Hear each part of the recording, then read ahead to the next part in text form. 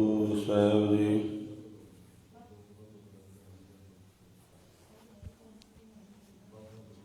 ਇੱਕ ਓੰਕਾਰ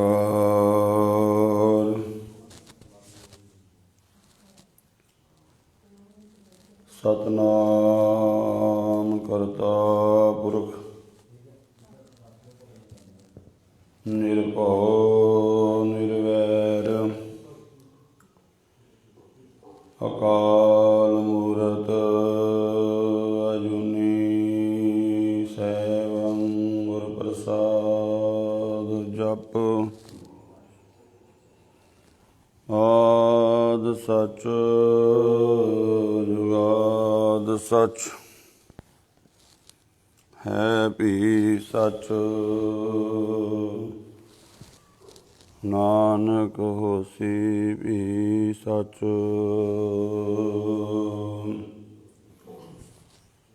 ਅਗਮ ਅਗੋਚਰ ਸਚ ਸਾਹਿਬ ਮੇਰਾ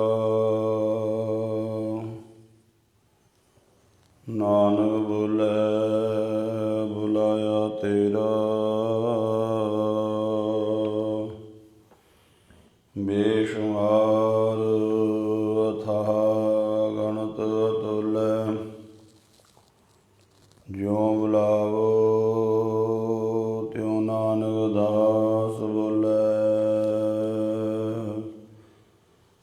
ਸਤਿਨਾਮ ਸ੍ਰੀ ਵਾਹਿਗੁਰੂ ਜੀ। ਆਸਾ ਮਹੱਲਾ ਪਹਿਲਾ। ਅਨਹਦੋ ਅਨਹਦ ਵਾਜੈ ਰੁਣ ਚੁਣਕਾਰੇ ਰਾਮ। ਮੇਰਾ ਮਨੋ ਮੇਰਾ ਮਨ ਰਾਤਾ ਲਾਲ ਪਿਆਰੇ ਰਾਮ। ਅਨ ਦਿਨ ਰਾਤਾ ਮਨ ਵੈਰਾਗੀ ਸੁਣ ਮੰਡਲ ਘਰ ਪਾਇਆ। ਆਦਿ ਪੁਰਖ ਅਪਰੰਪਰ ਪਿਆਰਾ ਸਤਿਗੁਰ ਅਲਖ ਲਖਾਇਆ।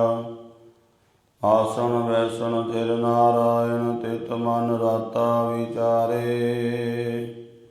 ਨਾਨਕ ਨਾਮ ਰਤੇ ਵੈਰਾਗੀ ਅਨਹਦ ਰੁਣ ਚੁਣਕਾਰੇ। ਵਾਹਿਗੁਰੂ ਜੀ ਕਾ ਖਾਲਸਾ ਵਾਹਿਗੁਰੂ ਜੀ ਕੀ ਫਤਿਹ। ਪਰਮ ਸਤਿਕਾਰਯੋਗ ਜੁਗੋ ਜੁਗ ਅਟਲ ਚਵਰ ਛਤਰ ਤਖਤ ਦੇ ਮਾਲਕ ਸ਼ਬਦ ਗੁਰੂ ਧੰਨ ਧੰਨ ਸ੍ਰੀ ਗੁਰੂ ਗ੍ਰੰਥ ਸਾਹਿਬ ਜੀ ਮਹਾਰਾਜ ਸੱਚੇ ਪਾਤਸ਼ਾਹ ਜੀ ਮਿਹਰਾਂ ਦੇ ਦਾਤੇ ਬਖਸ਼ਿਸ਼ ਕੀਤੀ ਹੈ। ਸਤ ਸੰਗਤ ਦਾ ਅਮੋਲਕ ਸਮਾਂ ਬਖਸ਼ਿਸ਼ ਕੀਤਾ ਹੈ। ਸਤਿਗੁਰੂ ਜੀ ਦੀ ਪਾਵਨ ਬਾਣੀ ਦੀ ਜੋ ਲੜੀਵਾਰ ਕਥਾ ਇਸ ਪਾਵਨ ਸਥਾਨ 'ਤੇ ਚੱਲ ਰਹੀ ਹੈ, ਤਿਸ ਦੇ ਤਹਿਤ ਅੱਜ ਦਾ ਜੋ ਪਾਵਨ ਸ਼ਬਦ ਵਿਚਾਰ ਅਧੀਨ ਹੈ, ਇਹ ਪਾਵਨ ਸ਼ਬਦ ਸ਼੍ਰੀ ਗੁਰੂ ਨਾਨਕ ਦੇਵ ਮਹਾਰਾਜ ਜੀ ਦਾ ਆਸਾ ਰਾਗ ਦੇ ਵਿੱਚ ਸ਼ੰਤ ਰੂਪ ਦੇ ਵਿੱਚ ਉਚਾਰਨ ਕੀਤਾ ਹੋਇਆ ਹੈ। ਔਰ ਸ਼੍ਰੀ ਗੁਰੂ ਗ੍ਰੰਥ ਸਾਹਿਬ ਮਹਾਰਾਜ ਜੀ ਦੇ ਪਾਵਨ ਅੰਗ 436 ਔਰ 437 ਅੰਗ 'ਤੇ ਇਹ ਪਾਵਨ ਸ਼ਬਦ ਸੁਭਾਏਮਾਨ ਹੈ। ਸਾਹਿਬ ਸੱਚੇ ਪਾਤਸ਼ਾਹ ਧੰਨ ਗੁਰੂ ਨਾਨਕ ਦੇਵ ਜੀ ਮਹਾਰਾਜ ਇਸ ਪਾਵਨ ਸ਼ਬਦ ਦੇ ਵਿੱਚ ਜੋ ਉਪਦੇਸ਼ ਬਖਸ਼ਿਸ਼ ਕਰ ਰਹੇ ਹਨ, ਸਤਿਗੁਰੂ ਜੀ ਦੇ ਪਾਵਨ ਬਚਨਾਂ ਦੀ ਵਿਚਾਰ ਆਰੰਭ ਕਰੀਏ। ਸਤਿਗੁਰੂ ਜੀ ਮਹਿਰਾਮਤ ਕਰਨ ਆਪ ਵਿੱਚ ਵਰਤ ਕੇ ਆਪਣੀ ਬਾਣੀ ਦੀ ਵਿਚਾਰ ਆਪ ਹੀ ਕਰਵਾ ਲੈਣ। ਸਾਹਿਬ ਸੱਚੇ ਪਾਤਸ਼ਾਹ ਧੰਨ ਗੁਰੂ ਨਾਨਕ ਦੇਵ ਜੀ ਮਹਾਰਾਜ ਫੁਰਮਾਨ ਕਰ ਰਹੇ ਹਨ। ਆਸਾ ਮਹੱਲਾ ਪਹਿਲਾ। ਆਸਾ ਰਾਗ ਮਹੱਲਾ ਪਹਿਲਾ। ਭਾਵ ਪਹਿਲੇ ਪਾਤਸ਼ਾਹ ਸ੍ਰੀ ਗੁਰੂ ਨਾਨਕ ਦੇਵ ਜੀ ਮਹਾਰਾਜ ਫੁਰਮਾਨ ਕੀਤਾ ਹੈ। ਅਨਹਦੋ ਅਨਹਦ ਵਾਜੈ ਰੁਣ ਚੁਣਕਾਰੇ ਰਾਮ। ਸਾਹਿਬ ਸੱਚੇ ਪਾਤਸ਼ਾਹ ਜੀ ਫਰਮਾਨ ਕਰ ਰਹੇ ਨੇ, ਜਿਨ੍ਹਾਂ ਜਗਿਆਸੂਆਂ ਨੇ ਨਾਮ ਦਾ ਅਭਿਆਸ ਕੀਤਾ,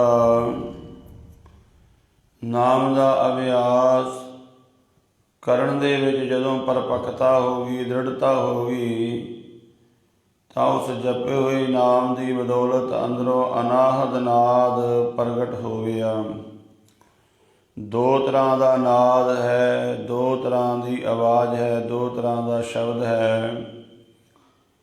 ਇੱਕ ਉਹ ਜੋ ਕਿਸੇ ਚੀਜ਼ ਦੇ ਟਕਰਾਅ ਤੋਂ ਪੈਦਾ ਹੁੰਦਾ ਹੈ, ਜਿਵੇਂ ਪਹਾੜੀਆਂ ਵਿੱਚੋਂ ਪਾਣੀ ਦਾ ਝਰਨਾ ਵਹਿ ਰਿਹਾ ਹੋਵੇ ਨਾ, ਤਾਂ ਉੱਥੇ ਦੂਰੋਂ ਆਵਾਜ਼ ਆਉਂਦੀ ਕਲ-ਕਲ ਦੀ, ਪਾਣੀ ਦੇ ਝਰਨੇ ਵਗਣ ਦੀ ਆਵਾਜ਼ ਆਉਣ ਲੱਗ ਜਾਂਦੀ ਹੈ। ਅਜੇ ਝਰਨੇ ਦਾ ਪਤਾ ਨਹੀਂ ਲੱਗਾ ਹੈ ਵੀ ਝਰਨਾ ਕਿੱਥੇ ਵਹਿ ਰਿਹਾ ਹੈ, ਅਜੇ ਪਾਣੀ ਦੇ ਝਰਨੇ ਨੂੰ ਵੇਖਿਆ ਵੀ ਨਹੀਂ, ਪਰ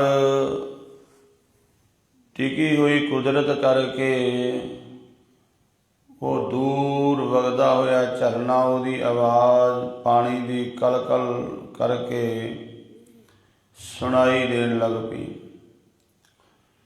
ਜਿਵੇਂ ਹਵਾ ਚੱਲਦੀ ਹੈ, ਆਪਾਂ ਆਪਣੇ ਘਰ ਦੇ ਅੰਦਰ ਬੈਠੇ ਹੋਈਏ, ਬਾਹਰ ਬਹੁਤ ਤੇਜ਼ ਹਵਾ ਚੱਲਦੀ ਹੋਵੇ, ਉਸ ਹਵਾ ਤੋਂ ਜਿਹੜੀ ਸਾਊਂਡ ਪੈਦਾ ਹੁੰਦੀ ਹੈ, ਜਿਹੜੀ ਆਵਾਜ਼ ਪੈਦਾ ਹੁੰਦੀ ਹੈ, ਉਹ ਸੁਣਾਈ ਦਿੰਦੀ ਹੈ। ਇਹਨੂੰ ਆਹਤ ਸ਼ਬਦ ਕਿਹਾ ਗਿਆ ਹੈ, ਆਹਤ ਆਵਾਜ਼ ਕਿਹਾ ਗਿਆ, ਆਹਤ ਨਾਦ ਕਿਹਾ ਗਿਆ ਹੈ। ਤੇ ਦੂਸਰਾ ਉਹ ਆਵਾਜ਼ ਜੋ ਅਨਾਹਤ ਹੈ, ਆਵਾਜ਼ ਤਾਂ ਹੈ ਪਰ ਉਹਦਾ ਕੋਈ ਰੌਲਾ ਨਹੀਂ ਹੈ, ਕੋਈ ਉਹਦੀ ਸਾਊਂਡ ਨਹੀਂ ਹੋ ਰਹੀ, ਕੋਈ ਉਹਦੀ ਆਵਾਜ਼ ਨਹੀਂ ਆ ਰਹੀ।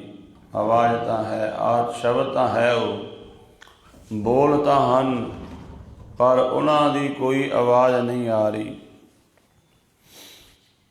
ਉਹ ਜੋ ਸ਼ਬਦ ਹੈ, ਹਰ ਇੱਕ ਆਵਾਜ਼ ਦੇ ਦੋ ਪੱਖ ਨੇ, ਹਰ ਇੱਕ ਨਾਦ ਦੇ ਦੋ ਪੱਖ ਨੇ। ਇੱਕ ਉਹ ਜੋ ਬਾਹਰ ਸੁਣਾਈ ਦੇ ਰਿਹਾ ਹੈ, ਬੋਲ ਰਿਹਾ, ਇੱਕ ਉਹ ਜੋ ਗੁਪਤ ਹੈ। ਇਸੇ ਤਰ੍ਹਾਂ ਜਦੋਂ ਆਪਾਂ ਵਾਹਿਗੁਰੂ ਬੋਲਦੇ ਹਾਂ, ਇਹ ਆਹਤ ਸ਼ਬਦ ਵਿੱਚ ਆ ਜਾਂਦਾ ਹੈ। ਬਾਣੀ ਪੜ੍ਹਦੇ ਹਾਂ, ਕਥਾ ਕਰਦੇ ਹਾਂ, ਕੀਰਤਨ ਕਰਦੇ ਹਾਂ, ਜਾਂ ਦੁਨਿਆਵੀ ਤੌਰ 'ਤੇ ਵੀ ਆਪਾਂ ਜੋ ਬਚਨ ਕਰਦੇ ਹਾਂ, ਬੋਲਦੇ ਹਾਂ, ਇਹ ਸ਼ਬਦ ਆਹਤ ਕੈਟਾਗਰੀ ਵਿੱਚ ਆ ਜਾਂਦਾ ਹੈ। ਦੋ ਚੀਜ਼ਾਂ ਦੇ ਟਕਰਾਉਣ ਨਾਲ ਜੋ ਆਵਾਜ਼ ਪੈਦਾ ਹੋਵੇ। ਪਰ ਜਦੋਂ ਕੋਈ ਕਿਸੇ ਆਵਾਜ਼ ਦੇ ਨਾਲ ਜੁੜਦਾ ਹੈ, ਕਿਸੇ ਬੋਲ ਦੇ ਨਾਲ ਤੁਸੀਂ ਜੁੜੋ, ਫਿਰ ਜਿਵੇਂ ਜਿਵੇਂ ਧਿਆਨ ਇਕਾਗਰ ਹੁੰਦਾ ਹੈ, ਤਾਂ ਉਸ ਤੋਂ ਪਰਾਂ ਜਿਹੜੀ ਆਵਾਜ਼ ਹੈ, ਜਿਸ ਦੀ ਕੋਈ ਆਵਾਜ਼, ਜਿਹੜੇ ਬੋਲ ਨੇ ਉਹਨਾਂ ਦੀ ਕੋਈ ਆਵਾਜ਼ ਨਹੀਂ, ਉਹ ਚੀਜ਼ ਸੁਣਾਈ ਦੇਣ ਲੱਗ ਪੈਂਦੀ ਹੈ।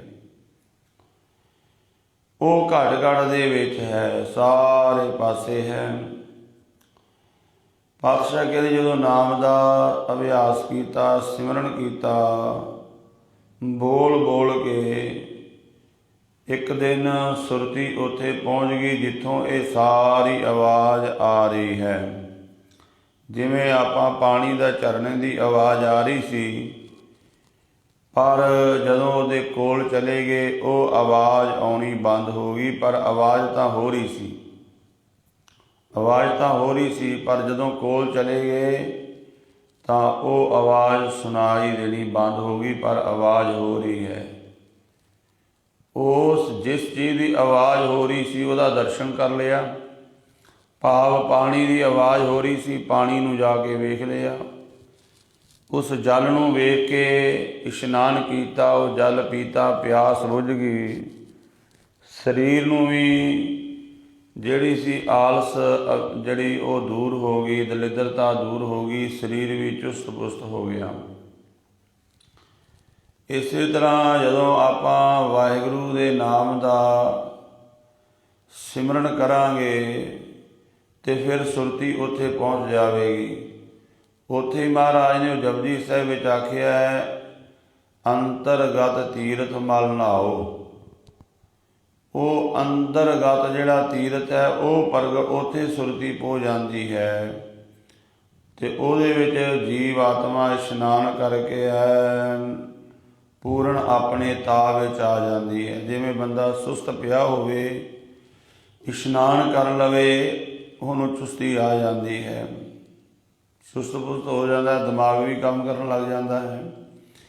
ਇਸੇ ਤਰ੍ਹਾਂ ਜਦੋਂ ਸਾਡੀ ਆਤਮਾ ਉੱਥੇ ਪਹੁੰਚ ਗਈ, ਉਸ ਨਾਮ ਤੀਰਥ ਦੇ ਵਿੱਚ, ਨਾਮ ਦੇ ਵਿੱਚ ਜਦੋਂ ਇਸ਼ਨਾਨ ਕੀਤਾ, ਤੇ ਮਹਾਰਾਜ ਕਹਿੰਦੇ ਫਿਰ ਇਹ ਆਤਮਾ ਪੂਰੇ ਆਪਣੇ ਚੇਤਨ ਦੇ ਵਿੱਚ ਆ ਜਾਂਦੀ ਹੈ। ਤੋ ਗੁਰੂ ਪਾਤਸ਼ਾਹ ਕਿਰਪਾ ਕਰ ਰਹੇ ਨੇ। ਅਨਹਦ ਵਾਜੈ ਰੁਣ ਝੁਣਕਾਰੇ ਰਾਮ, ਅਨਹਦ ਨਾਦ ਵੱਜ ਰਿਹਾ ਹੈ। ਔਰ ਮਹਾਰਾਜ ਕਹਿੰਦੇ ਬੜੀ ਸੋਹਣੀ ਝੁਣਕਾਰ ਆਵਾਜ਼ ਆ ਰਹੀ ਹੈ, ਵਾਹਿਗੁਰੂ ਵਾਹਿਗੁਰੂ ਵਾਹਿਗੁਰੂ। ਇਹ ਸਿਮਰਨ ਜਦੋਂ ਕਰੀ ਗਏ ਇੱਕ ਦਿਨ ਸੁਰਤੀ ਉੱਥੇ ਪਹੁੰਚ ਜਾਂਦੀ ਹੈ ਜਿੱਥੇ ਬੋਲਣ ਦੀ ਲੋੜ ਨਹੀਂ ਰਹਿੰਦੀ। ਉੱਥੇ ਆਪਣੇ ਆਪ ਜਾਪ ਹੋਣ ਲੱਗ ਜਾਂਦਾ ਹੈ। ਉਸ ਨੂੰ ਮਹਾਰਾਜ ਨੇ ਬਾਣੀ ਵਿੱਚ ਆਖਿਆ, ਗੁਰਮੁਖ ਰੋਮ ਰੋਮ ਹਰਿ ਧਿਆਵੈ, ਕਿ ਰੋਮ ਰੋਮ ਵਾਹਿਗੁਰੂ ਦੇ ਜਸ ਨੂੰ ਗਾਉਣ ਲੱਗ ਜਾਂਦਾ ਹੈ। ਉੱਥੇ ਅਨਾਹਦ ਨਾਦ ਉਹ ਪ੍ਰਗਟ ਹੋ ਜਾਂਦਾ ਹੈ। ਉੱਥੇ ਫਿਰ ਜਪਣ ਦੀ ਲੋੜ ਨਹੀਂ ਪੈਂਦੀ, ਆਪਣੇ ਆਪ ਜਾਪ ਹੋਈ ਜਾਂਦਾ ਹੈ। ਮਹਾਰਾਜ ਕਹਿੰਦੇ ਗੁਰਮੁਖਾਂ ਦੇ ਅੰਦਰ ਉਹ ਝੁਣਕਾਰ, ਰੁਣ ਝੁਣਕਾਰ ਪੈਦਾ ਹੋ ਜਾਂਦੀ। ਬੜਾ ਮਿੱਠਾ ਮਿੱਠਾ ਕੀਰਤਨ, ਵਾਹਿਗੁਰੂ ਦੇ ਨਾਮ ਦਾ ਨਾਦ ਉਹ ਵੱਜਦਾ ਹੈ। ਮੇਰਾ ਮਨ ਰਾਤਾ ਲਾਲ ਪਿਆਰੇ ਰਾਮ। ਗੁਰਮੁਖ ਫਿਰ ਆਪਣੀ ਰਸਨਾ ਤੋਂ ਕਹਿ ਦਿੰਦੇ ਨੇ, ਮੇਰਾ ਮਨ ਉਸ ਵਾਹਿਗੁਰੂ ਦੇ ਨਾਮ ਰੰਗ ਵਿੱਚ ਰਤਾ ਗਿਆ ਹੈ, ਉਸ ਲਾਲ ਪਿਆਰੇ ਦੇ ਨਾਮ ਵਿੱਚ ਰਤਾ ਗਿਆ ਹੈ, ਜੁੜ ਗਿਆ ਹੈ। ਅਨ ਦਿਨ ਰਾਤਾ ਮਨ ਵੈਰਾਗੀ, ਸੁਣ ਮੰਡਲ ਘਰ ਪਾਇਆ। ਅਤੇ ਇਹ ਜਿਹੜਾ ਨਾਮ ਦੇ ਵਿੱਚ ਸੁਰਤ ਜੁੜੀ ਹੈ, ਇਹ ਕਿੰਨਾ ਸਮਾਂ ਹੈ? ਕਿਉਂਕਿ ਦੁਨਿਆਵੀ ਤੌਰ 'ਤੇ ਆਪਾਂ ਕੋਈ ਵੀ ਕਰਮ ਕਰਦੇ ਹਾਂ, ਉਹਦਾ ਸਮਾਂ ਹੁੰਦਾ ਹੈ। ਸਮੇਂ ਤੋਂ ਬਾਅਦ ਉਹ ਚੀਜ਼ ਚੰਗੀ ਨਹੀਂ ਲੱਗਦੀ। ਮੰਨ ਲਓ ਜਿਵੇਂ ਕਿਸੇ ਦੇ ਘਰ ਵਿਆਹ ਹੈ ਅਤੇ ਲੋਕ ਗੀਤ ਗਾ ਰਹੇ ਨੇ, ਭੰਗੜੇ ਪਾ ਰਹੇ ਨੇ, ਪਰ ਜਦੋਂ ਵਿਆਹ ਹੋ ਗਿਆ ਉਦੋਂ ਉਹ ਰਸ ਨਹੀਂ ਰਹੇਗਾ। ਵਿਆਹ ਤੋਂ ਪਹਿਲਾਂ ਵੀ ਨਹੀਂ ਸੀ। ਜਿਸ ਦਿਨ ਵਿਆਹ ਦਾ ਸਮਾਂ ਆਇਆ, ਇੱਕ ਦੋ ਦਿਨ ਬੜੀਆਂ ਖੁਸ਼ੀਆਂ, ਸਾਰੇ ਬੜੇ ਖੁਸ਼, ਪਰ ਵਿਆਹ ਤੋਂ ਅਗਲੇ ਦਿਨ ਉਹ ਚੀਜ਼ ਨਹੀਂ ਰਹਿ ਜਾਂਦੀ। ਸਮਾਂ ਲੱਗਣ 'ਤੇ ਹੋਰ ਪੁਰਾਣੀ ਹੋ ਜਾਂਦੀ। ਜਿੰਨਾ ਉਮਾਹ ਸਾਰਿਆਂ ਨੂੰ ਉਸ ਦਿਨ ਦਾ ਸੀ, ਉਹ ਸਮਾਂ ਲੰਘਣ ਤੋਂ ਬਾਅਦ ਉਹ ਗੱਲ ਨਹੀਂ ਰਹਿ ਜਾਂਦੀ। ਦੁਨੀਆ ਦਾ ਕੋਈ ਵੀ ਕਰਮ ਹੈ, ਉਹਦਾ ਉਮਾਹ, ਉਹਦੀ ਖੁਸ਼ੀ ਹੁੰਦੀ ਹੈ, ਪਰ ਉਹ ਵਕਤੀ ਤੌਰ 'ਤੇ ਹੁੰਦੀ ਹੈ। ਵਾਹਿਗੁਰੂ ਦੇ ਨਾਮ ਦਾ ਐਸਾ ਸੋਹਣਾ ਅੰਦਰ ਅਨਾਦ ਨਾਦ ਵੱਜਦਾ ਹੈ, ਹਰ ਦਿਨ ਫਿਰ ਉਹ ਖੁਸ਼ੀ ਬਣੀ ਰਹਿੰਦੀ ਹੈ, ਹਰ ਦਿਨ ਉਹ ਚਾਉ ਬਣਿਆ ਰਹਿੰਦਾ ਹੈ। ਅਨ ਦਿਨ ਰਾਤਾ ਮਨ ਬੈਰਾਗੀ, ਮਨ ਦੁਨੀਆ ਵੱਲੋਂ ਉਪਰਾਮ ਹੋ ਜਾਂਦਾ ਹੈ। ਸੁਣ ਮੰਡਲ ਘਰ ਪਾਇਆ, ਉਸ ਮੰਡਲ ਵਿੱਚ ਚਲਾ ਜਾਂਦਾ ਹੈ ਜਿੱਥੇ ਕੋਈ ਫੁਰਨਾ ਨਹੀਂ, ਸੁੰਨ ਅਵਸਥਾ ਹੈ। ਮਹਾਰਾਜ ਕਹਿੰਦੇ ਉਹ ਘਰ ਦੀ ਪ੍ਰਾਪਤੀ ਹੋ ਜਾਂਦੀ ਹੈ। ਆਦਿ ਪੁਰਖ ਅਪਰੰਪਰ ਪਿਆਰਾ, ਸਤਿਗੁਰ ਅਲਖ ਲਿਖਾਇਆ। ਪਰ ਇਹ ਅਵਸਥਾ ਮਿਲੀ ਕਿਹਨੂੰ ਹੈ? ਆਦਿ ਪੁਰਖ ਜੋ ਪਰੇ ਤੋਂ ਪਰੇ ਵਾਹਿਗੁਰੂ ਨਿਰੰਕਾਰ ਹੈ, ਉਹ ਪਿਆਰਾ ਵਾਹਿਗੁਰੂ ਮਿਲਿਆ ਕਿਵੇਂ ਹੈ? ਮਹਾਰਾਜ ਕਹਿੰਦੇ ਪੂਰੇ ਸਤਿਗੁਰੂ ਨੇ। ਆਦਿ ਪੁਰਖ ਅਪਰੰਪਰ ਪਿਆਰਾ, ਸਤਿਗੁਰ ਅਲਖ ਲਿਖਾਇਆ। ਸਤਿਗੁਰੂ ਨੇ ਵਾਹਿਗੁਰੂ ਪਰਮਾਤਮਾ ਜੋ ਅਲਖ ਹੈ, ਜਿਸ ਨੂੰ ਲਿਖਿਆ ਨਹੀਂ ਜਾ ਸਕਦਾ, ਜਿਸ ਨੂੰ ਮਨੁੱਖ ਆਪਣੀ ਬੁੱਧੀ ਨਾਲ ਨਹੀਂ ਜਾਣ ਸਕਦਾ, ਗੁਰੂ ਦੀ ਕਿਰਪਾ ਨਾਲ ਉਸ ਨੂੰ ਜਾਣ ਲਿਆ। ਜਦੋਂ ਗੁਰੂ ਨੇ ਕਿਰਪਾ ਕੀਤੀ, ਕਹਿ ਨਾਨਕ ਇਹ ਨੇਤਰ ਅੰਧ ਸੇ ਸਤਿਗੁਰ ਮਿਲਿਆ, ਦਿਵ ਦ੍ਰਿਸ਼ਟ ਹੋਈ। ਅਤੇ ਉਹ ਇਹਨਾਂ ਅੱਖਾਂ ਨਾਲ ਉਸ ਰੱਬ ਨੂੰ ਵੇਖ ਲਿਆ। ਹੈ ਤਾਂ ਅੱਖਾਂ ਅੱਗੇ ਵੀ ਰੋਜ਼ ਖੁੱਲ੍ਹਦੀਆਂ ਸੀ, ਪਰ ਦੁਨੀਆ ਦਿਸਦੀ ਸੀ, ਸੰਸਾਰ ਦਿਸਦਾ ਸੀ। ਜਦੋਂ ਸਤਿਗੁਰੂ ਦੀ ਕਿਰਪਾ ਹੋਈ, ਅੱਖਾਂ ਉਹੀ ਸੀ ਪਰ ਵੇਖਣ ਵਾਲੀ ਦ੍ਰਿਸ਼ਟੀ ਬਦਲ ਗਈ। ਉਹਨਾਂ ਅੱਖਾਂ ਨਾਲ ਰੱਬ ਨੂੰ ਵੇਖ ਲਿਆ। ਆਸਣ ਬੈਸਣ ਥਿਰ ਨਾਰਾਇਣ, ਤਿਤ ਮਨ ਰਾਤਾ ਵਿਚਾਰੇ। ਆਸਣ ਲੱਗ ਗਿਆ, ਥਿਰ ਥਾਂ ਤੇ ਬੈਠ ਗਏ, ਇੱਕ ਥਾਂ ਤੇ ਨਿਜ ਘਰ ਦੇ ਵਿੱਚ ਟਿਕਾਣਾ ਮਿਲ ਗਿਆ। ਆਸਣ ਬੈਸਣ ਥਿਰ ਨਾਰਾਇਣ, ਤਿਤ ਮਨ ਰਾਤਾ ਵਿਚਾਰੇ। ਉਹ ਵਾਹਿਗੁਰੂ ਪਰਮਾਤਮਾ ਦਾ ਜੋ ਆਸਣ ਹੈ, ਉੱਥੇ ਜੀਵ ਦਾ ਵਾਸਾ ਹੋ ਜਾਂਦਾ, ਜੀਵ ਉੱਥੇ ਪਹੁੰਚ ਜਾਂਦਾ ਹੈ। ਪਰ ਕਿਵੇਂ? ਗੁਰੂ ਦੇ ਸ਼ਬਦ ਦੀ ਵਿਚਾਰ ਦੁਆਰਾ। ਤਿਤ ਮਨ ਰਾਤਾ ਵਿਚਾਰੇ। ਜਦੋਂ ਵਿਚਾਰ ਕੀਤੀ, ਗੁਰੂ ਦੇ ਸ਼ਬਦ ਨੂੰ ਵਿਚਾਰ ਕੇ ਕਮਾਇਆ ਤੇ ਮਨ ਰਤਾ ਗਿਆ। ਨਿਜ ਘਰ ਦਾ ਜਿਹੜਾ ਹੈ ਉਹ ਥਾਂ ਜੀਵ ਨੂੰ ਪ੍ਰਾਪਤ ਹੋਇਆ। ਨਾਨਕ ਨਾਮ ਰਤੇ ਵੈਰਾਗੀ, ਅਨਹਦ ਰੁਣ ਚੁਣਕਾਰੇ। ਇਸ ਤਰ੍ਹਾਂ ਮਹਾਰਾਜ ਕਹਿੰਦੇ ਹੋਰ ਵੀ ਬੇਅੰਤ ਗੁਰਮੁਖ ਨਾਮ ਦੇ ਅਭਿਆਸੀ ਵਾਹਿਗੁਰੂ ਦੇ ਨਾਮ ਰੰਗ ਵਿੱਚ ਰਤੇ ਗਏ। ਦੁਨੀਆ ਤੋਂ ਉਪਰਾਮ ਹੋ ਕਰਕੇ ਉਸ ਅਨਾਦ ਨਾਦ ਦੇ ਚੁਣਕਾਰ ਨੂੰ ਜੋ ਹਰ ਸਮੇਂ ਹੋ ਰਹੀ ਹੈ ਉਹ ਸੁਣਾਈ ਦੇਣ ਲੱਗ ਪਈ। ਉਹਦੇ ਵਿੱਚ ਸੁਰਤੀ ਵਲੀਨ ਹੋ ਗਈ। ਵੇਖੋ, ਜਿਵੇਂ ਜਿਵੇਂ ਕਿਸੇ ਦੀ ਅੰਦਰੋਂ ਸੁਰਤ ਜਾਗਦੀ ਹੈ ਨਾ, ਤੇ ਉਹਨੂੰ ਇਹ ਸੰਸਾਰ ਵਿੱਚੋਂ ਕੁਝ ਹੋਰ ਦਾ ਹੋਰ ਦਿਖਾਈ ਦੇਣ ਲੱਗ ਪੈਂਦਾ। ਜਿਵੇਂ ਇੱਕ ਦਰਖਤ, ਬਹੁਤ ਸੋਹਣਾ ਦਰਖਤ, ਬਹੁਤ ਵੱਡਾ, ਉਹਨੂੰ ਬਹੁਤ ਸਾਰੇ ਫਲ ਲੱਗੇ ਸੀ, ਫੁੱਲ ਵੀ ਲੱਗੇ ਸੀ, ਕੁਝ ਫਲਾਂ ਫੁੱਲਾਂ ਨਾਲ ਲੱਦਿਆ ਹੋਇਆ ਬਹੁਤ ਸੋਹਣਾ ਦਰਖਤ ਸੁੰਦਰ ਦਿਖਾਈ ਦੇ ਰਿਹਾ ਸੀ। ਇੱਕ ਆਇਆ, ਉਹਨੇ ਮੋਢੇ ਤੇ ਕੁਹਾੜਾ ਰੱਖਿਆ ਹੋਇਆ ਹੈ, ਤਰਖਾਣ, ਲੱਕੜ ਵੱਢਣ ਦਾ ਕੰਮ ਕਰਦਾ ਹੈ, ਜੋ ਫਰਨੀਚਰ ਬਣਾਉਂਦਾ ਹੈ। ਉਹ ਆਇਆ, ਉਹ ਥੱਲੇ ਬੈਠਾ, ਉਹਨੇ ਵੇਖਿਆ ਵੀ ਇਹਦਾ ਜਿਹੜਾ ਤਣਾ ਹੈ, ਲੱਕੜ ਬੜੀ ਕਮਾਲ ਹੈ, ਬੜੀ ਲੱਕੜ ਸੋਹਣੀ ਹੈ, ਇਹਦੇ ਵਿੱਚੋਂ ਦਰਵਾਜ਼ੇ ਬਣ ਸਕਦੇ ਨੇ, ਖਿੜਕੀਆਂ ਬਣ ਸਕਦੀਆਂ ਨੇ। ਉਹ ਇਸ ਤਰ੍ਹਾਂ ਸੋਚਦਾ ਹੈ, ਕਿਉਂਕਿ ਸੁਰਤੀ ਓਨੀ ਕੁ ਜਾਗੀ ਹੈ, ਸੁਰਤ ਉੱਥੇ ਫਸੀ ਹੋਈ ਹੈ। ਇੱਕ ਕੋਈ ਫਲਾਂ ਦਾ ਵਪਾਰੀ ਆਇਆ, ਉਹਨੇ ਵੇਖਿਆ, ਕਹਿੰਦਾ ਫਲ ਬੜੇ ਸੋਹਣੇ ਲੱਗੇ ਨੇ, ਇਹਦੇ ਫਲ ਤੋੜ ਕੇ ਵੇਚਾਂ, ਬਹੁਤ ਮੁਨਾਫਾ ਹੋਵੇਗਾ, ਬੜਾ ਸੋਹਣਾ ਫਲ ਲੱਗਾ ਹੋਇਆ ਹੈ। ਇੱਕ ਕੋਈ ਕਵੀ ਆਇਆ, ਉਹ ਵੀ ਥੱਲੇ ਆ ਕੇ ਬੈਠਾ, ਉਹਨੇ ਦਰਖਤ ਵੱਲ ਨਿਗਾਹ ਮਾਰੀ, ਸੁਰਤੀ ਦਾ ਫਰਕ ਹੈ, ਦੇਖਿਆ ਉਹਨੇ ਉੱਥੇ ਬੈਠ ਕੇ ਕਵਿਤਾ ਆਪਣਾ ਝੋਲੇ ਵਿੱਚੋਂ ਪੈਨਸਲ ਕੱਢੀ, ਕਾਪੀ ਕੱਢੀ, ਲਿਖਣ ਲੱਗ ਪਿਆ। ਉਸ ਦਰਖਤ ਦੀ ਸੁੰਦਰਤਾ ਦੇ, ਉਹਦੇ ਫਲਾਂ ਤੇ ਫੁੱਲਾਂ ਤੇ ਉਹਨੇ ਬੜੀ ਸੋਹਣੀ ਕਵਿਤਾ ਲਿਖ ਦਿੱਤੀ। ਸੁਰਤੀ ਦਾ ਫਰਕ ਹੈ ਨਾ, ਆਪੋ ਆਪਣੀ ਸਮਝ ਦਾ। ਇਸੇ ਤਰ੍ਹਾਂ ਇਹ ਸੰਸਾਰ ਹੈ, ਇਹ ਜਗ ਸੱਚੇ ਕੀ ਹੈ, ਕੋਠੜੀ ਸੱਚੇ ਕਾ ਵਿੱਚ ਵਾਸ। ਪਰ ਸਾਡੀ ਸੁਰਤੀ ਜਾਗੀ ਨਹੀਂ ਹੈ, ਸਾਨੂੰ ਉਹ ਪਰਮਾਤਮਾ ਨਹੀਂ ਦਿਖਾਈ ਦਿੰਦਾ। ਜਿੱਥੇ ਕਿਸੇ ਦੀ ਸੁਰਤ ਹੈ ਉੱਥੇ ਕੋਨਾ ਕੋ ਵੇਖਦਾ, ਉਸ ਹਿਸਾਬ ਨਾਲ ਉਹ ਚੱਲ ਪੈਂਦਾ ਹੈ। ਜਿਨ੍ਹਾਂ ਨੇ ਨਾਮ ਦਾ ਅਭਿਆਸ ਕੀਤਾ, ਉਹਨਾਂ ਦੇ ਅੰਦਰ ਅਨਾਹਦ ਨਾਦ ਹਰ ਸਮੇਂ, ਉਹ ਨਾਦ ਦੀ ਆਵਾਜ਼ ਉਹਨਾਂ ਨੂੰ ਸੁਣਾਈ ਦੇਣ ਲੱਗ ਪਈ। ਹੈ ਤਾਂ ਸਾਰਿਆਂ ਦੇ ਅੰਦਰ ਹੀ, ਪਰ ਸਾਰਿਆਂ ਦੀ ਸੁਰਤੀ ਜਾਗੀ ਨਹੀਂ ਹੈ ਤਾਂ ਨਾਦ ਸਾਰਿਆਂ ਦੇ ਅੰਦਰ। ਇੱਕ ਦਰਖਤ ਦੇ ਕੋਲ ਤਿੰਨੇ ਤਰ੍ਹਾਂ ਦੇ ਬੰਦੇ ਆਏ ਨੇ। ਇੱਕ ਤਰਖਾਣ ਆਇਆ ਹੈ, ਇੱਕ ਫਲਾਂ ਦਾ ਵਪਾਰੀ ਆਇਆ, ਇੱਕ ਕਵੀ ਆਇਆ ਹੈ। ਇੱਕੋ ਦਰਖਤ ਦੇ ਕੋਲ ਤਿੰਨ ਬੰਦੇ ਆਏ ਤੇ ਉਹ ਇੱਕੋ ਦਰਖਤ ਨੂੰ ਤਿੰਨ ਤਰ੍ਹਾਂ ਦੀ ਦ੍ਰਿਸ਼ਟੀ ਨਾਲ ਵੇਖ ਰਹੇ ਨੇ। ਇਸੇ ਤਰ੍ਹਾਂ ਗੁਰਮੁਖੋ, ਉਹ ਪਰਮਾਤਮਾ ਵਾਹਿਗੁਰੂ ਹੈ ਤਾਂ ਸਾਰਿਆਂ ਦੇ ਅੰਦਰ ਹੀ, ਪਰ ਜਿਵੇਂ ਕਿਸੇ ਜੀਵ ਦੀ ਸੁਰਤੀ ਹੁੰਦੀ ਉਸੇ ਤਰ੍ਹਾਂ ਉਹ ਵੇਖਦਾ ਹੈ, ਉਸੇ ਤਰ੍ਹਾਂ ਉਹ ਜਾਣਦਾ ਹੈ। ਤਿਤ ਅਗਮ ਪੁਰੇ ਕੋ ਕਿਤ ਵਿਦ ਜਾਈਐ ਰਾਮ। ਪਹਿਲਾਂ ਉੱਤਮ ਜਗਿਆਸੂ ਦੀ ਅਵਸਥਾ ਨੂੰ ਮਹਾਰਾਜ ਨੇ ਬਿਆਨ ਕੀਤਾ, ਜਿਸ ਨੂੰ ਅਵਸਥਾ ਪ੍ਰਾਪਤ ਹੁੰਦੀ ਹੈ।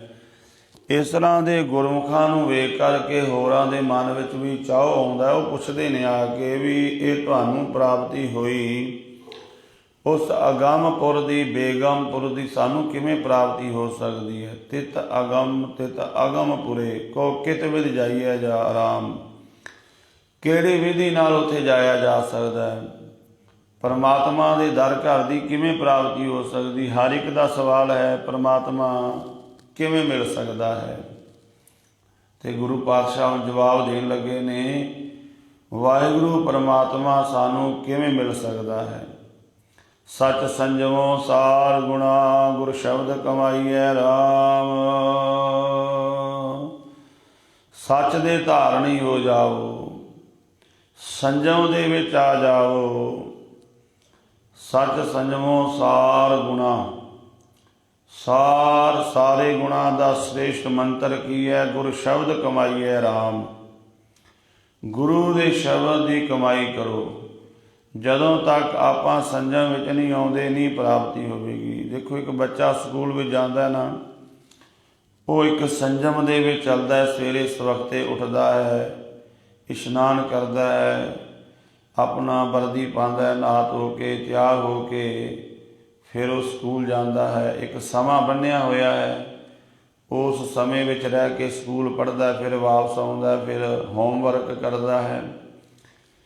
ਜੇ ਉਹ ਆਖੇ ਅੱਜ ਸਕੂਲ ਜਾਵਾਂ, 4 ਦਿਨ ਜਾਵਾਂ ਹੀ ਨਾ, ਕਿਵੇਂ ਪੜ੍ਹੇਗਾ? ਸਫਲ ਨਹੀਂ ਹੋ ਸਕੇਗਾ।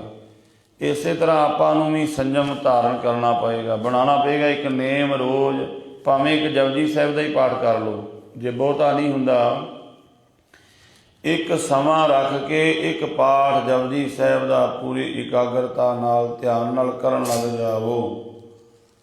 ਤੇ ਮਹਾਰਾਜ ਸੱਚੇ ਪਾਤਸ਼ਾਹ ਕਹਿੰਦੇ, ਕਿਣਕਾ ਏਕ ਜਿਸ ਜੀਵ ਸਾਵੈ, ਤਾਂ ਕਿ ਮਹਿਮਾ ਗਣੀ ਨਾ ਆਵੈ। ਇੱਕ ਕਿਣਕਾ ਮਾਤਰ ਵੀ।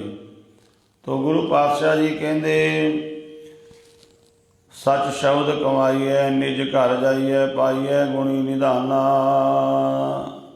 ਸੱਚੇ ਸ਼ਬਦ ਨੂੰ, ਬਾਣੀ ਨੂੰ ਕਮਾਣਾ ਕਰੋ, ਨਿਜ ਘਰ ਦੇ ਵਿੱਚ ਚਲੇ ਜਾਓਗੇ। ਬੱਚਾ ਪੜ੍ਹਾਈ ਕਰਦਾ ਰਿਹਾ, ਉਸੇ ਸ਼ਹਿਰ ਦੇ ਵਿੱਚ ਉਹ ਪੜ੍ਹ ਕੇ ਇੱਕ ਦਿਨ ਵੱਡਾ ਅਫਸਰ ਬਣ ਗਿਆ, ਬਹੁਤ ਵੱਡਾ ਅਫਸਰ ਬਣ ਗਿਆ। ਜਦੋਂ ਪੜ੍ਹਾਈ ਕਰਦਾ ਸੀ, ਉਸ ਨੂੰ ਕੋਈ ਨਹੀਂ ਸੀ ਜਾਣਦਾ, ਪਰ ਹੁਣ ਜਿੱਥੋਂ ਵੀ ਲੰਘਦਾ ਲੋਕ ਉਹਨੂੰ ਨਮਸਕਾਰ ਕਰਦੇ ਨੇ। ਕਿਉਂ? ਬਈ ਵੱਡਾ ਅਫਸਰ ਬਣ ਗਿਆ ਹੈ। ਉਹ ਪ੍ਰਗਟ ਹੋ ਗਈ ਪੜ੍ਹਾਈ ਕੀਤੀ ਹੋਈ ਕਈ ਸਾਲਾਂ ਦੀ। ਇਸੇ ਤਰ੍ਹਾਂ ਮਹਾਰਾਜ ਕਹਿੰਦੇ, ਵਾਹਿਗੁਰੂ ਦਾ ਨਾਮ ਜਪੀ ਚਲੋ, ਜਪੀ ਚਲੋ, ਇੱਕ ਦਿਨ ਨਿਜ ਘਰ ਦੀ ਪ੍ਰਾਪਤੀ ਹੋ ਜਾਵੇਗੀ। ਗੁਣਾਂ ਦਾ ਨਿਧਾਨ ਖਜ਼ਾਨਾ ਵਾਹਿਗੁਰੂ ਮਿਲ ਜਾਵੇਗਾ। ਤਿਤ ਸਾਖਾ ਮੂਲ ਪਤ ਨਹੀਂ ਡਾਲੀ, ਸਿਰ ਸਵਣਾ ਪ੍ਰਧਾਨਾ। ਜਦੋਂ ਵਾਹਿਗੁਰੂ ਮੂਲ ਨਾਲ ਜੁੜ ਗਏ, ਫਿਰ ਟਾਹਣੀਆਂ ਨਾਲ, ਪੱਤਿਆਂ ਨਾਲ ਜੁੜਨ ਦੀ ਲੋੜ ਨਹੀਂ ਰਹਿੰਦੀ। ਜਿਹੜਾ ਮਨੁੱਖ ਦਰਖਤ ਦੇ ਤਣੇ ਨਾਲ ਜੁੜਿਆ ਹੋਇਆ, ਉਹਨੂੰ ਪੱਤੇ ਟਾਹਣੀਆਂ ਵੱਲ ਵੇਖਣ ਦੀ ਲੋੜ ਨਹੀਂ ਹੈ। ਪੱਤੇ ਟਾਹਣੀਆਂ ਤਾਂ ਉਹਦੇ ਅਧੀਨ ਹੀ ਹਨ। ਇਹ ਸਾਰਾ ਸੰਸਾਰ ਵਾਹਿਗੁਰੂ ਦੇ ਵਿੱਚੋਂ ਹੀ ਪੈਦਾ ਹੋਇਆ, ਉਹਦੀਆਂ ਹੀ ਸ਼ਾਖਾਵਾਂ ਨੇ, ਉਹਦੇ ਹੀ ਪੱਤੇ ਨੇ। ਪਰ ਜਿਹੜਾ ਵਾਹਿਗੁਰੂ ਪਰਮਾਤਮਾ ਹੈ, ਸਿਰ ਸਭਨਾ ਪ੍ਰਧਾਨਾ, ਸਾਰਿਆਂ ਦਾ ਸ਼੍ਰੋਮਣੀ ਹੈ। ਜਿਹੜਾ ਵਾਹਿਗੁਰੂ ਨਾਲ ਜੁੜ ਗਿਆ, ਉਹਨੂੰ ਸਾਰਾ ਕੁਝ ਪ੍ਰਾਪਤ ਹੋ ਜਾਂਦਾ ਹੈ। ਜਪ ਤਪ ਕਰ ਕਰ ਸੰਜਮ, ਥਾਕੀ ਹਟ ਨਿਗਰਹਿ ਨਹੀਂ ਪਾਈਐ। ਮਹਾਰਾਜ ਕਹਿੰਦੇ, ਗੁਰੂ ਦੀ ਮੱਤ ਤੋਂ ਬਿਨਾਂ ਇਹ ਜੀਵ ਹੋਰ ਜਿੰਨੇ ਮਰਜ਼ੀ ਜਪ ਤਪ ਕਰੀ ਜਾਵੇ, ਧੂਣੇ ਤਪਾ ਲਵੇ ਤੇ ਹੱਠ ਕਰੇ, ਕਈ ਤਰ੍ਹਾਂ ਦਾ ਜਿਹੜਾ ਹੈ ਕਰਮ ਕਰਨਾ ਕਰੇ, ਵਾਹਿਗੁਰੂ ਦੀ ਪ੍ਰਾਪਤੀ ਨਹੀਂ ਹੁੰਦੀ। ਸਾਹਿਬ ਸੱਚੇ ਪਾਤਸ਼ਾਹ ਧੰਨ ਗੁਰੂ ਅਰਜਨ ਦੇਵ ਜੀ ਮਹਾਰਾਜ ਸੋਹਣੀ ਸਾਹਿਬ ਵਿੱਚ ਵੀ ਫਰਮਾਨ ਕਰਦੇ ਨੇ ਕਿ ਜਾਪ ਤਾਪ ਗਿਆਨ ਸਭ ਧਿਆਨ, ਖਾਟ ਸ਼ਾਸਤਰ ਸਿਮਰਤ ਵਖਿਆਨ, ਜੋਗ ਅਭਿਆਸ ਕਰਮ ਧਰਮ ਕਿਰਿਆ, ਸਗਲ ਤਿਆਗ ਬਨ ਮਧੇ ਫਿਰਿਆ। ਅਨਕ ਪ੍ਰਕਾਰ ਕੀਏ ਬੋ ਜਤਨਾ, ਪੁੰਨ ਦਾਨ ਹੋਮੇ ਬੋ ਰਤਨਾ। ਸਰੀਰ ਕਟਾਏ ਹੋਮੈ ਕਾ ਰਾਤੀ, ਵਰਤ ਨੇਮ ਕਰੈ ਬੋ ਭਾਤੀ। ਨਹੀਂ ਤੁਧ ਰਾਮ ਨਾਮ ਵਿਚਾਰ, ਨਾਨਕ ਗੁਰਮੁਖ ਨਾਮ ਜਪੀਐ ਇੱਕ ਵਾਰ। ਵੇਖੋ ਕਿੰਨੇ ਕਰਮ ਗਨਾਤੇ ਮਹਾਰਾਜ ਨੇ। ਇੰਨੇ ਕਰਮ ਕਰਕੇ ਵੀ ਰੱਬ ਨਹੀਂ ਮਿਲਿਆ। ਮਹਾਰਾਜ ਕਹਿੰਦੇ, ਭਾਈ ਨਾਮ ਜਪਿਆ ਕਰੋ। ਨਾਨਕ ਸਹਿਜ ਮਿਲੇ ਜਗ ਜੀਵਨ, ਸਤਿਗੁਰ ਬੂਝ ਬੁਝਾਈਐ। ਸਹਿਜ ਸੁਭਾਅ ਨਾਮ ਜਪੋ ਵਾਹਿਗੁਰੂ ਦਾ, ਤੇ ਇੱਕ ਦਿਨ ਉਹ ਵਾਹਿਗੁਰੂ ਮਿਲ ਜਾਂਦਾ। ਸਤਿਗੁਰੂ ਨੇ ਇਹ ਗੱਲ ਬੁਝਾ ਦਿੱਤੀ, ਸਮਝਾ ਦਿੱਤੀ, ਇਹ ਖਾਨੇ ਪਾ ਦਿੱਤੀ ਮਹਾਰਾਜ ਨੇ। ਰੱਬ ਨੂੰ ਮਿਲਣ ਦਾ ਸੌਖਾ ਤਰੀਕਾ ਹੈ ਆਪਣੇ ਘਰ ਪਰਿਵਾਰ ਵਿੱਚ ਰਹਿ ਕੇ ਨਾਮ ਜਪਿਆ ਕਰੋ। ਘਰ ਬੈਠਿਆਂ ਹੀ ਰੱਬ ਮਿਲ ਜਾਵੇਗਾ। ਗੁਰ ਸਾਗਰੋ ਰਤਨਾਗਰੋ ਤੇ ਰਤਨ ਘਨੇਰੇ ਰਾਮ। ਗੁਰੂ ਸਾਗਰ ਹੈ, ਐਸਾ ਸਾਗਰ ਹੈ ਜਿਹਦੇ ਵਿੱਚ ਰਤਨ ਹੀ ਰਤਨ ਹਨ। ਵੇਖੋ ਸਮੁੰਦਰ ਦੇ ਵਿੱਚ ਜਿੱਥੇ ਰਤਨ ਨੇ ਉੱਥੇ ਕੌਡੀਆਂ ਵੀ ਸਮੁੰਦਰ ਵਿੱਚੋਂ ਹੀ ਮਿਲਦੀਆਂ ਨੇ। ਝਾਗਾ ਆਦਿ ਵੀ ਸਮੁੰਦਰ ਦੇ ਵਿੱਚ ਹੈ। ਪਰ ਗੁਰੂ ਐਸਾ ਸਾਗਰ ਹੈ ਜਿਹਦੇ ਵਿੱਚ ਰਤਨ ਹੀ ਰਤਨ ਹਨ। ਗੁਰੂ ਦੇ ਵਿੱਚੋਂ ਤੁਹਾਨੂੰ ਕੋਈ ਹੋਰ ਚੀਜ਼ ਨਹੀਂ ਮਿਲੇਗੀ। ਗੁਰ ਸਾਗਰੋ ਰਤਨਾਗਰ, ਰਤਨਾਂ ਦਾ ਭਰਿਆ ਹੋਇਆ, ਰਤਨਾਂ ਦਾ ਘਰ ਹੈ ਗੁਰੂ। ਤਿਤ ਰਤਨ ਘਨੇਰੇ ਰਾਮ, ਸ਼ੁਭ ਗੁਣਾ ਰੂਪੀ ਰਤਨ ਗੁਰੂ ਦੇ ਘਰ ਵਿੱਚ ਭਰੇ ਪਏ ਨੇ। ਕਰ ਮੱਜਨੋ ਸਭ ਸਰੇ ਮਨ ਨਿਰਮਲ ਮੇਰੇ ਰਾਮ। ਇਹ ਮਿਲਦੇ ਕਿਹਨਾਂ ਨੂੰ ਨੇ? ਮਹਾਰਾਜ ਕਹਿੰਦੇ ਜਿਹੜੇ ਆਪਣੇ 5 ਗਿਆਨ ਇੰਦਰੇ ਔਰ ਮਨ ਬੁੱਧ ਇਹਨਾਂ ਸੱਤਾਂ ਨੂੰ ਸ਼ੁੱਧ ਕਰ ਲਵੇ। ਸ੍ਰੀ ਜਪਜੀ ਸਾਹਿਬ ਦੇ ਵਿੱਚ ਮਹਾਰਾਜ ਜੀ ਨੇ ਅਖੀਰ ਦੇ ਵਿੱਚ ਉਹ ਦੱਸਿਆ ਹੋਇਆ ਵਿਧੀ ਕਿ ਇਹਨਾਂ ਨੂੰ ਸ਼ੁੱਧ ਕਿਵੇਂ ਕਰਨਾ ਹੈ, ਇਹਨਾਂ ਦੀ ਸਾਧਨਾ ਕੀ ਹੈ। ਮਹਾਰਾਜ ਕਹਿੰਦੇ ਕਰ ਮੱਜਨੋ ਸਬਤ ਸਰੇ ਮਨ ਨਿਰਮਲ ਮੇਰੇ ਰਾਮ। ਉੱਥੇ ਇਸ਼ਨਾਨ ਕਰ। ਉੱਥੇ ਇਸ਼ਨਾਨ ਨੂੰ ਜਦੋਂ ਇਹ ਸੱਤੇ ਸ਼ੁੱਧ ਹੋ ਗਏ ਫਿਰ ਨਾਮ ਦੇ ਵਿੱਚ ਫਿਰ ਪ੍ਰਵੇਸ਼ ਹੁੰਦਾ ਹੈ ਅਤੇ ਉੱਥੇ ਮਨ ਨਿਰਮਲ ਹੋ ਜਾਂਦਾ ਹੈ। ਨਿਰਮਲ ਜਲ ਨਹਾਏ ਜਾਂ ਪ੍ਰਭਾਏ ਪੰਚ ਮਿਲੇ ਵਿਚਾਰੇ। ਨਿਰਮਲ ਜਲ ਗੁਰੂ ਦਾ ਸ਼ਬਦ ਜਦੋਂ ਉਹਦੇ ਵਿੱਚ ਸੁਰਤ ਜੁੜ ਗਈ ਫਿਰ ਵਾਹਿਗੁਰੂ ਦੀ ਪ੍ਰਾਪਤੀ ਹੋ ਜਾਂਦੀ ਹੈ। ਜਦੋਂ ਬਾਣੀ ਦੇ ਵਿੱਚ ਮਨ ਜੁੜ ਗਿਆ ਨਾ ਤੇ ਬਾਣੀ ਨੇ ਕੀ ਕਰਨਾ? ਮਨ ਦੀ ਮੈਲ ਲਾ ਦੇਣੀ ਹੈ। ਸਤਿਗੁਰੂ ਜੀ ਦੀ ਪਾਵਨ ਬਾਣੀ ਦੇ ਵਚਨ ਆਏ ਨੇ। ਗੁਰੂ ਕਿਵੇਂ ਨਿਰਮਲ ਕਰਦਾ? ਜਿਵੇਂ ਮੀਂਹ ਪੈਂਦਾ ਨਾ ਤੇ ਮੀਂਹ ਪੈਂਦਾ ਹੈ, ਪਾਣੀ ਜਿਹੜਾ ਰੁਕਿਆ ਹੋਇਆ ਸੀ ਗਲੀਆਂ ਨਾਲਿਆਂ ਵਿੱਚ ਗੰਦਾ ਜਲ, ਜਦੋਂ ਮੀਂਹ ਪਿਆ ਜ਼ੋਰ ਦਾ ਉਹ ਸਾਰੇ ਗੰਦੇ ਜਲ ਨੂੰ ਨਾਲੀਆਂ ਵਿੱਚੋਂ ਕੱਢ ਕੇ ਰੋੜ ਕੇ ਅੱਗੇ ਲੈ ਗਿਆ। ਕਿੱਥੇ ਲੈ ਗਿਆ? ਵੱਡੀ ਨਦੀ ਵਿੱਚ ਜਾ ਕੇ ਸੁੱਟਤਾ। ਉੱਥੇ ਜਾ ਕੇ ਉਹ ਜਲ ਨਿਰਮਲ ਹੋ ਗਿਆ। ਜਿਉਂ ਮੀਂਹ ਉੱਠੈ ਗਲੀਆਂ ਨਾਲਿਆਂ ਟੋਭਿਆਂ ਕਾ ਜਲ, ਜਾਏ ਪਵੈ ਵਿੱਚ ਸੁਰਸਰੀ, ਸੁਰਸਰੀ ਮਿਲ ਪਵਿੱਤਰ ਪਾਵਨ ਹੋਏ ਜਾਏ। ਇਸੇ ਤਰ੍ਹਾਂ ਜਿਹਦੀ ਜੀਵ ਦੀ ਸੁਰਤ ਵਕਾਰਾਂ ਵਿੱਚ ਰੁਕੀ ਹੋਈ ਹੈ, ਜਿਹਦੀ ਸੁਰਤ ਨੀਵੀਂ ਚਲੀ ਗਈ ਹੈ, ਰੁਕਿਆ ਹੋਇਆ ਬਹੁਤ ਸਤ ਸੰਗਤ ਵਿੱਚ ਆਇਆ, ਗੁਰੂ ਦੇ ਸ਼ਬਦ ਦੀ ਜਦੋਂ ਅਭਿਆਸ ਕੀਤਾ, ਗੁਰੂ ਦੇ ਸ਼ਬਦ ਦੀ ਐਸੀ ਵਰਖਾ ਹੋਈ, ਰੁਕੀ ਹੋਈ ਸੁਰਤ ਨੂੰ ਰੋੜ ਕੇ ਲੈ ਗਈ, ਜਾ ਕੇ ਪ੍ਰਮਾਤਮਾ ਵਿੱਚ ਵਿਲੀਨ ਕਰਤਾ, ਨਿਰਮਲ ਹੋ ਗਿਆ ਜੀਵ। ਮਹਾਰਾਜ ਕਹਿੰਦੇ ਪੰਚ ਮਿਲੇ ਵਿਚਾਰੇ। ਜਿਹੜੇ ਪੰਜ ਭਾਵ ਦੈਵੀ ਗੁਣ, ਸ੍ਰੇਸ਼ਟ ਗੁਣ, ਸਤ ਸੰਤੋਖ ਦਇਆ ਧੀਰਜ ਇਤਿਆਦਿ ਇਹਨਾਂ ਦੀ ਵਿਚਾਰ ਮਿਲ ਜਾਂਦੀ ਜੀਵ ਨੂੰ, ਇਹ ਪ੍ਰਾਪਤ ਹੋ ਜਾਂਦੇ ਨੇ। ਕਾਮ ਕ੍ਰੋਧ ਕਪਟ ਵਿਖਿਆ ਤਜ ਸੱਚ ਨਾਮ ਉਰ ਧਾਰੇ। ਕਾਮ ਕ੍ਰੋਧ ਅਤੇ ਕਪਟ ਛਲ ਇਤਿਆਦਿ ਸਾਰੀ ਜ਼ਹਿਰ ਰੂਪੀ ਨੂੰ ਜੀਵ ਤਜ ਦਿੰਦਾ ਹੈ, ਛੱਡ ਦਿੰਦਾ ਹੈ। ਸੱਚੇ ਨਾਮ ਨੂੰ ਵਾਹਿਗੁਰੂ ਦੇ ਨੂੰ ਹਿਰਦੇ ਵਿੱਚ ਧਾਰਨ ਕਰ ਲੈਂਦਾ ਹੈ। ਹਉਮੈ ਲੋਭ ਲਹਿਰ ਤਬ ਤਾਕੇ ਪਾਏ ਦੀਨ ਦਿਆਲਾ। ਹਉਮੈ ਤੇ ਲੋਭ ਦੀਆਂ ਲਹਿਰਾਂ ਜਿਹੜੀਆਂ ਅੰਦਰ ਚੱਲ ਰਹੀਆਂ ਸੀ, ਲੱਭ ਜੋ ਪਦਾਰਥਾਂ ਨੂੰ ਖਾਣ ਦਾ ਚਸਕਾ ਲੱਗਾ ਸੀ ਜੀਵ ਨੂੰ, ਇਹ ਸਭ ਖਤਮ ਹੋ ਗਏ। ਥੱਕ ਗਏ ਹੁਣ, ਇਹਨਾਂ ਵਾਲੇ ਪਾਸੇ ਮਨ ਨਹੀਂ ਜਾਂਦਾ। ਦੀਨ ਦਿਆਲ ਵਾਹਿਗੁਰੂ ਦੀ ਪ੍ਰਾਪਤੀ ਹੋਈ। ਨਾਨਕ ਗੁਰ ਸਮਾਨ ਤੀਰਥ ਨਹੀਂ ਕੋਈ, ਸਾਚੇ ਗੁਰ ਗੋਪਾਲਾ। ਮਹਾਰਾਜ ਕਹਿੰਦੇ ਗੁਰੂ ਵਰਗਾ ਹੋਰ ਕੋਈ ਤੀਰਥ ਨਹੀਂ ਹੈ।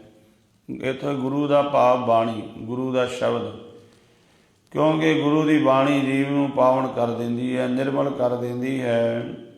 ਮਹਾਰਾਜ ਕਹਿੰਦੇ ਗੁਰੂ ਵਰਗਾ ਹੋਰ ਕੋਈ ਤੀਰਥ ਨਹੀਂ ਹੈ, ਕਿਉਂਕਿ ਗੁਰੂ ਸਾਨੂੰ ਨਿਰਮਲ ਕਰਕੇ ਸੱਚੇ ਵਾਹਿਗੁਰੂ ਦੇ ਵਿੱਚ ਜੋੜ ਦਿੰਦਾ ਹੈ। ਹਉ ਬਨ ਬਨੋ ਦੇਖ ਹਰੀ ਤਿਰਣ ਦੇਖ ਸਵਾਇਆ ਰਾਮ। ਜਦੋਂ ਕਿਸੇ ਤੇ ਗੁਰੂ ਦੀ ਕਿਰਪਾ ਹੋਈ, ਭਾਵ ਗੁਰੂ ਦਾ ਸ਼ਬਦ ਕਮਾਇਆ ਤੇ ਮਨ ਨਿਰਮਲ ਹੋ ਗਿਆ, ਫਿਰ ਅਗਲੀ ਅਵਸਥਾ ਕੀ ਬਣਦੀ ਹੈ? ਮਹਾਰਾਜ ਕਹਿੰਦੇ ਉਹ ਜਗਿਆਸੂ ਜਿਹੜੇ ਪਾਸੇ ਵੀ ਦੇਖਦਾ ਉਹਨੂੰ ਰੱਬ ਦਿਖਾਈ ਦੇਣ ਲੱਗ ਪੈਂਦਾ ਹੈ, ਕਿਉਂਕਿ ਸੁਰਤੀ ਜਾਗ ਗਈ ਨਾ, ਜਿਵੇਂ ਪਹਿਲਾਂ ਵੀ ਬੇਨਤੀ ਕੀਤੀ, ਇੱਕ ਦਰਖਤ ਦੇ ਕੋਲ 3 ਤਰ੍ਹਾਂ ਦੇ ਬੰਦੇ ਆਏ ਨੇ। ਇੱਕ ਕਵੀ ਹੈ, ਇੱਕ ਤਰਖਾਣ ਹੈ, ਇੱਕ ਵਪਾਰੀ ਹੈ। ਤਰਖਾਣ ਕਹਿੰਦਾ ਇਸ ਦਰਖਤ ਦੀ ਲੱਕੜ ਬੜੀ ਸੋਹਣੀ, ਵੱਢ ਕੇ ਦਰਵਾਜ਼ੇ ਫਰਨੀਚਰ ਬਣ ਜਾਵੇਗਾ। ਵਪਾਰੀ ਕਹਿੰਦਾ ਫਲ ਤੋੜਾਂਗਾ, ਬਾਜ਼ਾਰ ਵੇਚਾਂਗਾ, ਬੜਾ ਪੈਸਾ ਆਵੇਗਾ। ਪਰ ਕਵੀ ਉਹ ਵੀ ਉਸੇ ਦਰਖਤ ਨੂੰ ਵੇਖਦਾ, ਉਹਦੇ 'ਤੇ ਕਵਿਤਾ ਲਿਖ ਦਿੰਦਾ, ਉਹਦੇ ਫਲਾਂ 'ਤੇ, ਫੁੱਲਾਂ 'ਤੇ, ਉਹਦੀ ਸੁੰਦਰਤਾ 'ਤੇ। ਇਸੇ ਤਰ੍ਹਾਂ ਵਾਹਿਗੁਰੂ ਪਰਮਾਤਮਾ ਤਾਂ ਹੈ ਤਾਂ ਸੰਸਾਰ ਦੇ ਵਿੱਚ ਹੀ, ਪਰ ਲੋਕ ਸੁਰਤੀ ਰੁਕੀ ਹੋਈ ਹੈ, ਇਸ ਕਰਕੇ ਉਹ ਦਿਖਾਈ ਨਹੀਂ ਦਿੰਦਾ। ਮਹਾਰਾਜ ਕਹਿੰਦੇ ਜਦੋਂ ਕਿਰਪਾ ਹੋ ਗਈ ਤਾਂ ਵਣ ਤ੍ਰਿਣ ਹਰ ਥਾਂ 'ਤੇ ਵਾਹਿਗੁਰੂ ਦਿਖਾਈ ਦੇਣ ਲੱਗ ਪਿਆ। ਤੇਰੇ ਭਵਨੋਂ ਤੁਝੇ ਕੀਆ ਸਭ ਜਗਤ ਸੁਭਾਇਆ ਰਾਮ। ਹੇ ਵਾਹਿਗੁਰੂ, ਤਿੰਨੇ ਭਵਨ ਤੂੰ ਹੀ ਸਾਜੇ ਨੇ, ਆਕਾਸ਼, ਪਾਤਾਲ ਔਰ ਇਹ ਧਰਤੀ। ਸਾਰੇ ਪਾਸੇ ਤੂੰ ਛਾਇਆ ਹੋਇਆ, ਸਾਰੇ ਕੁਝ ਨੂੰ ਤੂੰ ਬਣਾਇਆ, ਸਾਰਾ ਕੁਝ ਤੇਰਾ ਹੀ ਹੈ। ਤੇਰਾ ਸਭ ਕੀਆ ਤੂੰ ਧਰਤੀਆ, ਤੂੰ ਸਮਾਨ ਕੋ ਨਾਈ। ਸਾਰਾ ਤੇਰਾ ਕੀਤਾ ਹੋਇਆ, ਬਣਾਇਆ ਹੋਇਆ, ਤੂੰ ਟਿਕਿਆ ਹੋਇਆ ਹੈ। ਇਹ ਸਾਰਾ ਸੰਸਾਰ ਚਲਾਏਮਾਨ ਹੈ, ਪਰ ਵਾਹਿਗੁਰੂ ਸਦਾ ਸਥਿਰ ਹੈ। ਤੇਰੇ ਵਰਗਾ ਹੋਰ ਕੋਈ ਨਹੀਂ, ਤੂੰ ਦਾਤਾ ਸਭ ਜਾਚਕ ਤੇਰੇ, ਤੁਧ ਬਿਨ ਕਿਸ ਸਲਾਈ। ਹੈ ਵਾਹਿਗੁਰੂ, ਸਿਮਰਨ ਕਰਕੇ ਜਦੋਂ ਆਤਮਾ ਉੱਚੀਆਂ ਉਡਾਰੀਆਂ ਮਾਰਨ ਲੱਗ ਪਈ, ਪਤਾ ਲੱਗ ਗਿਆ ਵਾਹਿਗੁਰੂ ਤੋਂ ਬਿਨਾਂ ਹੋਰ ਕੋਈ ਦਾਤਾ ਹੈ ਹੀ ਨਹੀਂ। ਸਾਰਾ ਸੰਸਾਰ ਭਿਖਾਰੀ ਹੈ, ਮੰਗਤਾ ਹੈ। ਤੂੰ ਦਾਤਾ ਸਭ ਜਾਚਕ ਤੇਰੇ, ਤੁਧ ਬਿਨ ਕਿਸ ਸਲਾਈ। ਫਿਰ ਤੇਰੇ ਤੋਂ ਬਿਨਾਂ ਹੋਰ ਕਿਹਦੀ ਉਪਮਾ ਕਰੀਏ, ਕਿਉਂਕਿ ਹੋਰ ਕੋਈ ਦਾਤਾ ਹੈ ਹੀ ਨਹੀਂ, ਸਾਰੇ ਹੀ ਮੰਗਤੇ ਹਨ। ਪਾਤਸ਼ਾਹ ਪ੍ਰਮਾਣ ਕਰਦੇ ਨੇ, ਅਣਮੰਗਿਆ ਦਾਨ ਦੀਜੈ ਦਾਤੇ, ਤੇਰੀ ਭਗਤ ਭਰੇ ਭੰਡਾਰਾ। ਮਹਾਰਾਜ ਕਹਿੰਦੇ ਨਾਮ ਜਪੋ, ਸਿਮਰਨ ਕਰੋ, ਤੁਹਾਨੂੰ ਮੰਗਣ ਦੀ ਲੋੜ ਨਹੀਂ ਹੈ।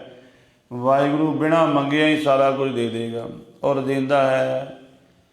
ਬਹੁਤ ਕੁਝ ਆਪਾਂ ਨੂੰ, ਚਲੋ ਕੁਝ ਆਪਾਂ ਮੰਗਿਆ ਹੋਵੇਗਾ, ਪਰ ਬਹੁਤ ਸਾਰਾ ਕੁਝ ਉਹਨੇ ਬਿਨਾਂ ਮੰਗੇ ਹੀ ਦਿੱਤਾ ਹੋਇਆ ਹੈ। ਇਹ ਅੱਖਾਂ, ਇਹ ਆਪਾਂ ਮੰਗੀਆਂ ਨਹੀਂ ਮਾਤ ਗਰਭ ਦੇ ਵਿੱਚ, ਇਹ ਜ਼ੁਬਾਨ ਮੰਗੀ ਨਹੀਂ ਹੈ। ਹੱਥ ਪੈਰ, ਇਸ ਵਾਹਿਗੁਰੂ ਪਰਮਾਤਮਾ ਨੇ ਬਿਨਾਂ ਮੰਗੇ ਸਾਰਾ ਕੁਝ ਦੇ ਦਿੱਤਾ। ਐਸਾ ਉਹ ਵਾਹਿਗੁਰੂ ਹੈ, ਅਣਮੰਗਿਆ ਦਾਨ ਦੀਜੈ ਦਾਤੇ, ਤੇਰੀ ਭਗਤ ਭਰੇ ਭੰਡਾਰਾ। ਤੇਰੀ ਭਗਤੀ ਦੇ ਭੰਡਾਰ ਤੇਰੇ ਘਰ ਵਿੱਚ ਭਰੇ ਹੋਏ ਹਨ। ਰਾਮ ਨਾਮ ਬਿਨ ਮੁਕਤ ਨਾ ਹੋਈ, ਨਾਨਕ ਕਹਿ ਵਿਚਾਰਾ। ਮਹਾਰਾਜ ਕਹਿੰਦੇ ਭਾਈ ਤੁਹਾਨੂੰ ਉੱਤਮ ਇੱਕ ਵਿਚਾਰ ਦੀ ਗੱਲ ਦੱਸ ਦਿੰਦੇ ਹਾਂ। ਵਾਹਿਗੁਰੂ ਦੇ ਨਾਮ ਤੋਂ ਬਿਨਾਂ ਕੋਈ ਮੁਕਤ ਨਹੀਂ ਹੋਵੇਗਾ। ਕੋਈ ਕਿੱਥੇ ਵੀ ਭੱਜ ਲਵੇ, ਕਿਸੇ ਕੋਲ ਵੀ ਚਲਾ ਜਾਵੇ, ਜਿੱਥੇ ਮਰਜ਼ੀ ਚਲਾ ਜਾਵੇ।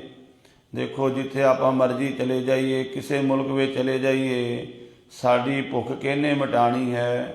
ਭੋਜਨ ਨੇ ਮਿਟਾਣੀ ਹੈ। ਭਾਵੇਂ ਕਿਸੇ ਮੁਲਕ ਵਿੱਚ ਚਲੇ ਜਾਓ, ਰੋਟੀ ਨੇ, ਭੋਜਨ ਨੇ ਸਾਡੀ ਭੁੱਖ ਮਿਟਾਣੀ ਹੈ। ਇਸੇ ਤਰ੍ਹਾਂ ਭਜਨ ਨੇ, ਸਿਮਰਨ ਨੇ, ਬੰਦਗੀ ਨੇ ਹੀ ਜੀਵ ਨੂੰ ਮੁਕਤ ਕਰਨਾ ਹੈ। ਭਾਵੇਂ ਕਿੱਥੇ ਭੱਜ ਲੇ, ਨਾਮ ਤੋਂ ਬਿਨਾਂ ਮੁਕਤ ਨਹੀਂ ਹੋ ਸਕਦਾ। ਇਸ ਕਰਕੇ ਪਾਤਸ਼ਾਹ ਕਹਿੰਦੇ ਭਾਈ ਵਾਹਿਗੁਰੂ ਦਾ ਨਾਮ ਜਪੋ, ਸਿਮਰਨ ਕਰੋ, ਤਾਂ ਜੋ ਇਹ ਜੀਵਨ ਸਫਲ ਹੋ ਜਾਵੇ। ਸਤਿਗੁਰੂ ਜੀ ਮਿਹਰਾਮਤ ਕਰਨ, ਸਤਿਗੁਰੂ ਜੀ ਦੇ ਅੰਮ੍ਰਿਤ ਬਚਨਾਂ ਨੂੰ ਕਮਾ ਸਕੀਏ। ਸਤਿਗੁਰੂ ਜੀ ਦੀ ਅਗਾਧ ਬੋਧ ਬਾਣੀ ਦੀਆਂ ਵਿਚਾਰਾਂ ਕਰਦਿਆਂ ਹੋਈਆਂ ਭੁੱਲਾਂ ਦੀ ਖਿਮਾ ਕਰਨੀ। ਵਾਹਿਗੁਰੂ ਜੀ ਕਾ ਖਾਲਸਾ, ਵਾਹਿਗੁਰੂ ਜੀ ਕੀ ਫਤਿਹ।